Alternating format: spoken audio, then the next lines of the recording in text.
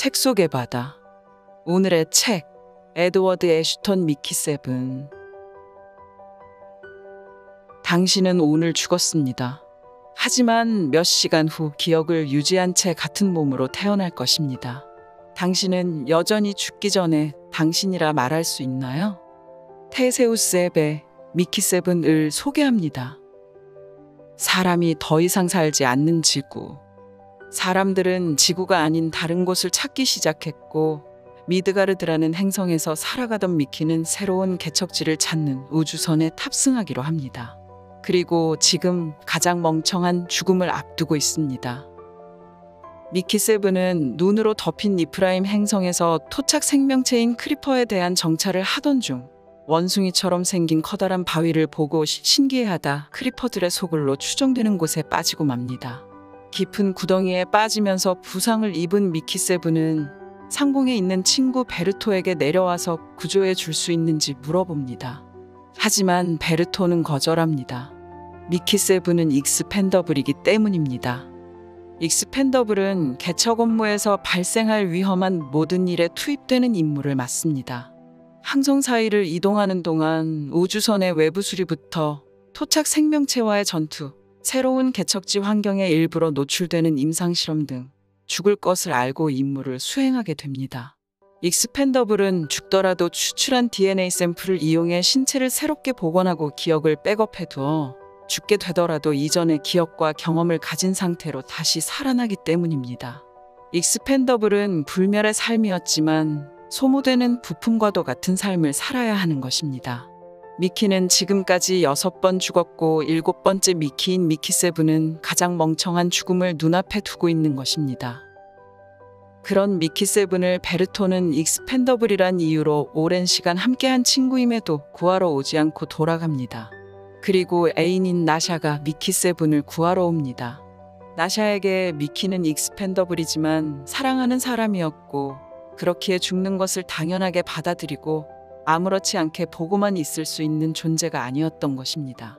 하지만 크리퍼에 대한 위험과 구덩이의 깊이도 가늠하기 어려운 곳에 구하러 온다면 나샤도 위험에 빠질 수 있었기에 미키 세븐은 나샤의 구조를 거부합니다.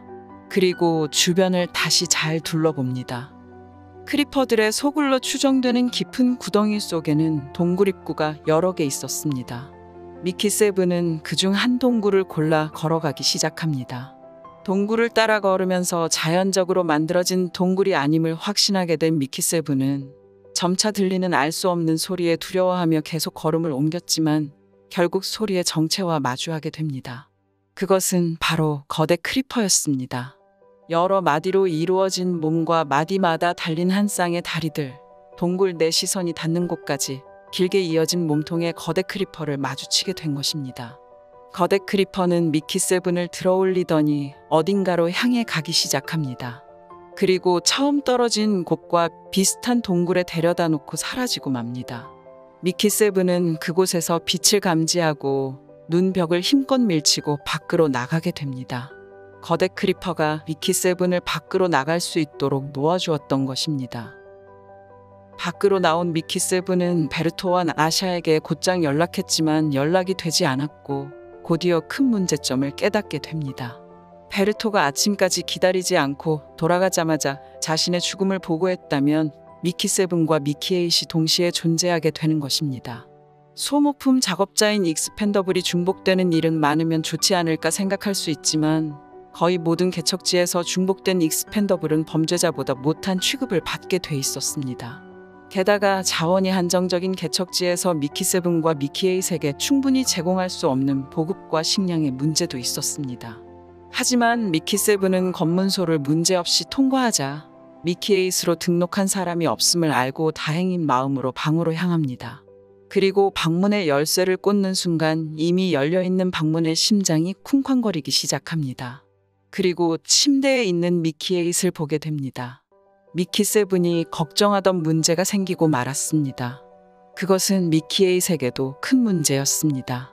둘 중 하나가 사라지면 해결되는 문제지만 미키 세븐과 미키 에잇 둘 중 누가 죽을지를 자신들의 의견으로 정할 수 있는 문제가 아니었습니다. 그렇다고 이 문제를 사령부에 보고해서 익스펜더블을 혐오하는 사령관 마샬이 알게 된다면 둘 다 죽을지도 모르는 일이었습니다. 결국 미키 세븐과 미키 에잇은 이 일을 비밀로 한 채 지내기로 결정합니다. 한정된 배급과 공간 안에서 과연 미키 세븐과 미키 에잇은 사람들에게 들키지 않고 살아남을 수 있을까요? 이 책은 고도의 과학기술로 익스펜더블이 가능할 때 그 존재를 어떻게 받아들이냐에 대해 생각해 보게 됩니다. 익스펜더블은 누군가에겐 과학기술로 만들어진 신체에 백업해둔 기억을 부여한 영혼 없는 존재이며 그저 소모품에 불과합니다. 그래서 익스펜더블은 사람이라면 알고 배워야 할 생존법을 배우는 것이 아니라 어떻게 죽어야 하는지를 훈련받게 됩니다. 그리고 죽으면 다시 만들면 되는 존재로 삶이 계속 이어진다고 생각합니다. 하지만 미키 세븐은 다르게 생각합니다. 미키 에잇은 자신을 잇는 존재가 아니라고 생각합니다. 둘은 한정된 배급 문제로 투닥거리고 서로 생각이 다르기도 합니다. 미키 세븐이 미키 에잇이기도 하지만 아니기도 한 것입니다. 그리고 미키의 훈련을 맡은 젬마는 익스펜더블에 대해 이렇게 말합니다. 테세우스는 나무로 만든 배를 타고 전 세계를 항해했어요. 그동안 배 여기저기가 망가지고 뜯어져 배를 고쳐야 했어요. 몇 년이 지나 집으로 돌아왔을 때 원래 선체를 구성했던 목재는 모두 교체되고 없었어요. 이 경우에 테세우스의 배는 출발할 때와 같은 배일까요? 아닐까요? 멍청한 질문이네요. 당연히 같은 배죠. 좋아요. 만약 배가 폭풍을 만나 산산조각이 나서 다시 항해를 시작하기 전에 완전히 새로운 배를 지어야 하면요? 그래도 여전히 같은 배인가요? 아니요. 그건 완전히 다른 경우죠. 배 전체를 다시 지었다면 테세우스 2호가 되겠죠. 후속작인 셈이니까. 그래요? 왜죠? 모든 부품을 하나씩 하나씩 다 뜯어 고쳤을 때와 한 번에 배 전체를 다시 지었을 때가 어째서 다른가요? 당신이 바로 테세우스의 배라고요. 사실 우리 모두 그렇죠. 지금 내 몸을 이루는 세포 중에서 10년 전에도 존재했거나 몸의 일부였던 세포는 없어요. 당신도 마찬가지죠. 우리는 계속해서 새로 지어져요. 한 번에 한 부분씩 수리되는 셈이죠. 당신이 이 임무를 맡게 된다면 당신은 한꺼번에 새로 지어지는 셈이에요. 하지만 결국 똑같지 않나요? 익스펜더블이 재생 탱크에서 나오는 건 시간이 흐르면서 자연적으로 천천히 진행될 일을 한 번에 처리하는 셈이에요. 기억이 남아있는 한 진짜 죽은 게 아니에요. 비정상적으로 빠른 리모델링을 할 뿐이죠. 미키 세븐 132, 133쪽. 테세우스 앱의 이야기를 통해 정체성이란 무엇인지 고민해보게 됩니다. 미키의 정체성은 역사가라는 직업을 통해 드러납니다. 미키는 미드가르드에서 역사가라는 직업을 갖고 있었습니다. 누구나 정보를 쉽게 찾아보고 새로운 행성을 찾아다니는 시대에 역사가라는 미키의 직업은 취미쯤으로 치부되고 맙니다. 개척지 우주선에 탑승하기엔 엔지니어, 비행사, 과학자가 더 적합하고 필요하기 때문입니다. 게다가 미키는 뛰어난 신체 조건이나 우수한 운동신경, 천재급의 두뇌를 가진 완벽한 주인공도 아닙니다.